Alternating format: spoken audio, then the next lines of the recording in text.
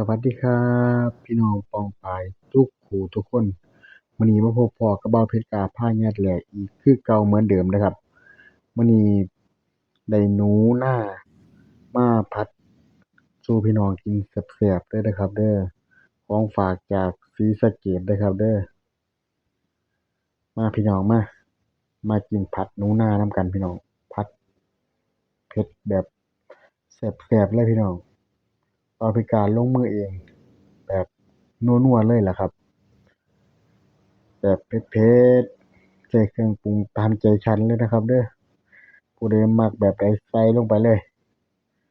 แซ่บๆเนาะกันพี่น้องผัดหนูนา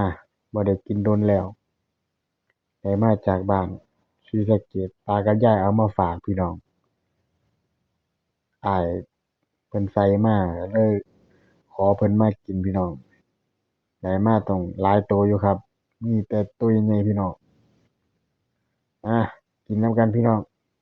ยัดคำนี้นำกันผัดแบบใส่กะเพราแดงๆพี่น้อง หอมๆพริกไทยห้วยลงพริกไทยแบบพริกไทยสดพี่น้องใส่ลงไปบัดนี้ห้วยลงโอ้ยหอมๆรสชาตินี่แบบเด็ดพี่น้องเอ้ยบ้านไก่มายัดน้ำกันพี่น้องฉีกใบมะกรูดใส่น้ำหอมๆพี่น้องเอ้ยขัวหนูนาหรือผัดกะเพราหมูหนูนาครับหนูนาใหญ่นะครับเด้อนี่มายัดน้ำเบาเผ็ดกล้าคุณลุงคุณป้าคุณนาคุณอาผู้สาวโรงงานผู้บ่าวโรงงานก็ดีมา